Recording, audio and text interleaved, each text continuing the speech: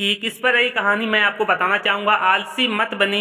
जीवन में सफलता हासिल करना चाहते हैं तो आलस्य को अपने पास से आने ना दें। आलसी को तुलना में उस तालाब से की जाती है सीमा में बंद जाने की वजह से जिसके पानी में सरांध वह काई जम जाती है, जबकि अनवरत चलने वाली नदी का पानी सदैव निर्मल रहता है। यदि आप दिन भर घर में पड़े रहते हैं तो आपके हाथ पैर जकड़ जाएंगे, आपको चलने फिरने में दिक्कत होगी। मनुष्य मशीन से यदि काम न किया जाए तो उसके कल पुर्जे काम करना बंद कर देते हैं। बहुत पुरानी बात है, किसी देश में एक बूढ़ा व्यक्ति रहता था। वह काफी मेहनती था, खेतों में काम करके अपना गुजारा करता था। उसके 3 लड़के थे जो बड़े ही आलसी थे। उसकी आलस्य की वजह से बूढ़ा और उसकी पत्नी काफी परेशान रहते थे। दोनों अपने अपने लड़कों को समझाने की कोशिश करते थे, लेकिन तीनों अपने आलसीपन से बाज नहीं आए।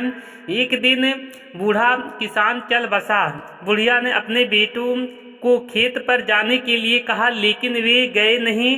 जब तक अनाज था बुढ़िया ने उनको बना बना कर खिलाया। आखिर में एक दिन घर का सारा अनाज खत्म हो गया। जब घर में एक भी दाना नहीं बचा तो बुढ़िया ने अपने बेटों से काम बंधे के लिए कहा, लेकिन वे तब भी नहीं गए। एक दिन सुबह बुढ़िया उठकर रोने लगी। माँ को रोते देखकर उसके बेटों ने पूछा तो माँ ने बताया, सपने में तुम्हारे पिता आए थे। उन्होंने बताया कि यदि तुम लोग खेत में से गढ़ा हुआ धन निकाल कर ले आओ तो हमारी गरीबी दूर हो सकता है। तो इसमें रोने की बात क्या है, लड़कों ने पूछा। बुढ़िया बोली, मैं तो यह सोचकर रो रही हूँ कि अब खेत खोद कर कौन धन निकाल कर लाएगा, किसी दूसरे से कह भी नहीं सकती हूँ, इसलिए रो रही हूँ। बुढ़िया की बात सुनकर तीनों बेटे खेत में जाकर जमीन खोदने लगे। तीनों बेटे एक ही जगह खुदाई कर रहे थे। यह देखकर बुढ़िया ने कहा, धन खेत में कहीं भी हो सकता है, इसलिए पूरे खेत की अच्छे से खुदाई करो।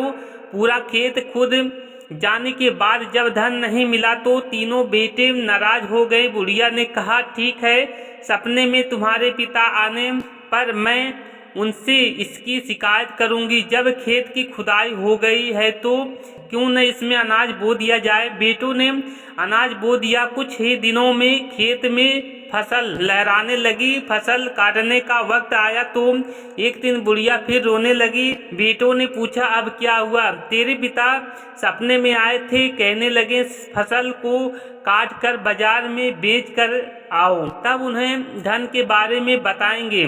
बेटों ने धन के लालच में फसल काटकर बाजार में बेचने गए। फसल बेचने पर जब उन्हें धन मिला तो तीनों बेटे बहुत खुश हुए। उस दिन से तीनों ने आलस से त्याग कर खेत में काम करने लगे। यदि आप अमीर बनना चाहते हैं या अपने जीवन में सफल होना चाहते हैं तो आलस से बचें। आलस से गरीबी है, आलस से असफलता है, आलस से नाकामयाबी है, आलस से अमीरी है, दुश्मन है। आलस्य को दूर भगाएं और सफल व्यक्ति बन जाएं।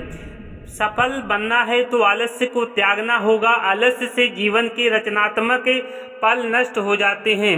जी हाँ दोस्तों, ये कहानी कैसी लगी? अच्छी लगी तो लाइक शेयर जरूर करना। बहुत ही रोमांचक था।